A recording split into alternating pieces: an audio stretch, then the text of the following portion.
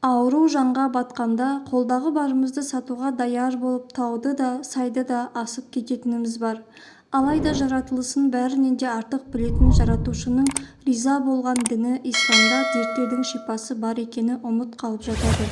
Ислам немесе пайғамбар медицинасы заманауи ғылыми медицинадан ем табылмағанда немесе шамасы жеткенде жасап, шарасы таусылған адамның жүгінетін жері емес. Ислам діні дәрі-дәрмек пайдалануға тыйым салмайды, дәрігерге, шариғатқа қайшы келмейтін емшіге қаралудан тоспайды. Бұхари мен Муслимнің жинақтарында әрбір дерттің дауасы бар. Егер дерттің дауасы дөп түссе, Алла тағаланың рұқсатымен сауығады. Алла тағала шипасын берместен ешбір ауруды жібермейді делінген. Біліңіз, дәрі-дәрмек ішкенде, емшіге қаралғанда шипаның әш-шафи, яғни шипа беруші болған Алладан екенін ескеріп, оған ғана тәуекел етіп, дәріден яки дәрігерден емес, бір Алладан үміттеніңіз, көмекті Алладан сұраңыз, жақсылықтың оның ғана қалауымен болатындығын естен шығармаңыз, қалғандарының барлығы да жай ғана себепкер. Алла тағаланың емделу үшін жаратқан дәрісінің бірі бал.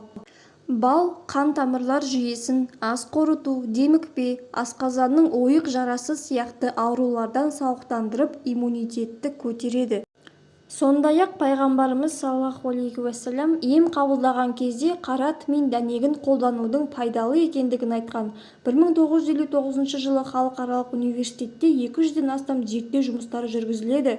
Таңдай қақтырарлық тәжірибе нәтижелері мақала, баяндама түрінде әртүрлі жерлерде жарияланады.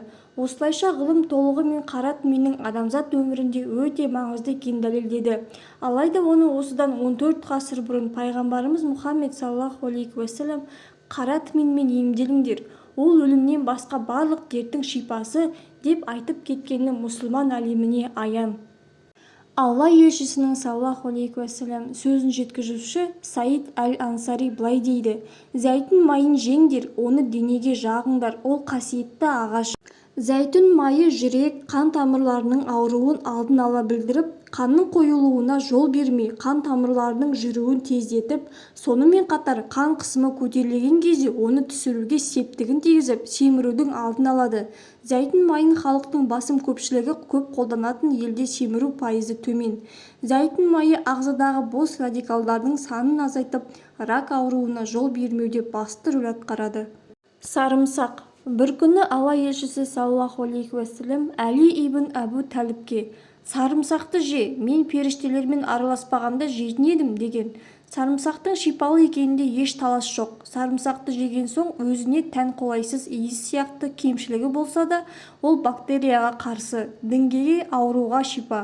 Сондай-ақ қылтамырларды нығайтудағы өте тиімді табиғи әдіс, әрі ағзаны өте жақсы бейімдейді. Балық. Алла тағала біздің назарымызды осы ғұмырдың игілігіне аударады. Сендер жас етпен қоректенсін деп, ол теңізді сендерге бағындырды. Пайғамбарымыз саллаллаху алейхи уассалам жәннаттың ең бірінші тағамы киттің бауырының ең жақсы бөлігі деп айтқан. Балық майының пайдасы туралы бұрын американдық және еуропалық ғалымдардың дәлелденген.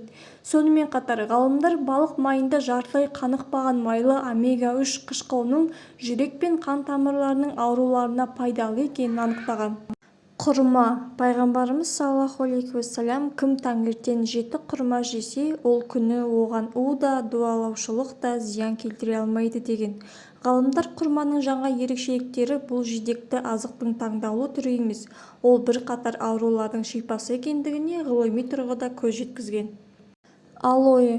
Пайғамбарымыз саллаллаху алейхи уассалам алоэні емдеу үшін қолдануды бұйырып, әсіресе көз ауруына да шипалы екенін айтты. Алоэден жасалған дәрі-дәрмекті іш аурулары, гастрит, асқазан, ойық жарасы және ұлтабар, іш қату кезінде пайдаланылады. Алоэ шырынмен жазылмайтын жара, ойық жара, күйік, терінің сәуледен зақымдануы сияқты тері ауруларын емдеу үшін қолданады.